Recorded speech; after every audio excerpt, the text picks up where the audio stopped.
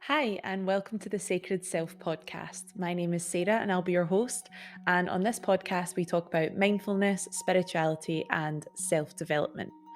So, on this first episode, we are going to be talking about trusting yourself and trusting in the magic of new beginnings. So, since this is the first episode, I wanted to talk about the magic of new beginnings and how important it is to just start. Whatever it is you've been thinking about doing, whether that is running a marathon, writing a book, starting your own business, starting a blog, whatever it is, you can't get anywhere unless you start. And the best thing, the beauty of this is that you don't have to be an expert to begin.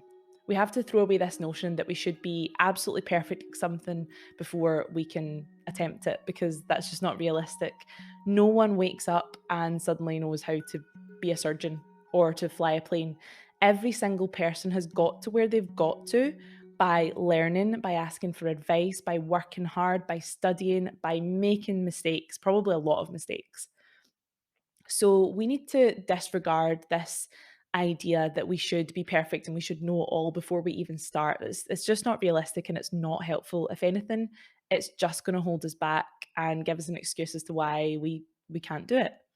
So whatever it is you've had on your mind, whatever it is you've been thinking about doing, I know it can seem really, really scary. And I think a lot of times we talk ourselves out of doing things because we're afraid of failure. Failure is a big bad demon in our society these days. We don't really like to talk about failure. We like to talk about our successes and we like to celebrate other people's successes, but failure is considered a really bad word. It's really stigmatized, but really there's nothing wrong with failure, and any successful person in the world will have failed multiple times. I read a book quite recently, actually. It was called How to Fail, and basically this author interviewed lots of what we consider really successful people and just talked about their failures and what they learned from them, because that is the thing. Even if you fail, you're guaranteed to have learned something, and you'll at least have gained experience and you'll at least know what doesn't work, so that if you try again, then you'll hopefully do better next time. So there's nothing to lose from failure. I know it can seem scary and overwhelming, and it's not pleasant. It's not a pleasant feeling to feel like you've failed or to admit you failed.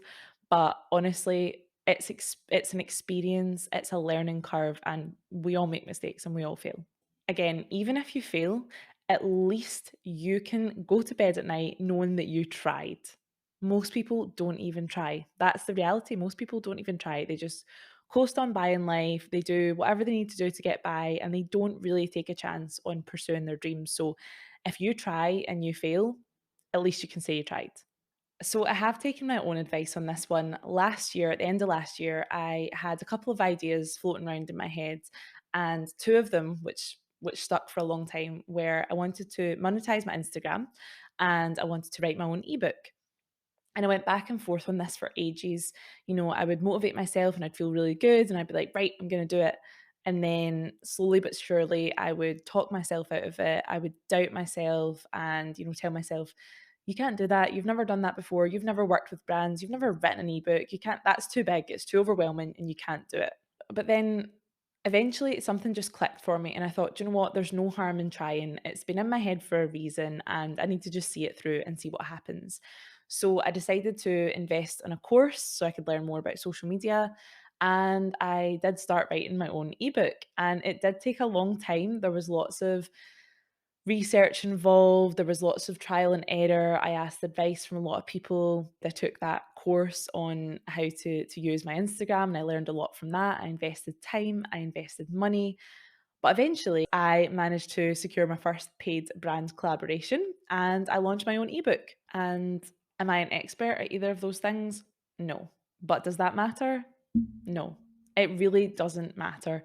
So, if you've had an idea in your head for a while now and you've still not done anything about it, please take this as your sign to just start. Break it down into small, tiny little baby steps and take that first step today. Whether that is just ordering a book on the subject that you're interested in learning about, or signing up for a course, or if, for example, let's use the marathon analogy. Say you want to run a marathon.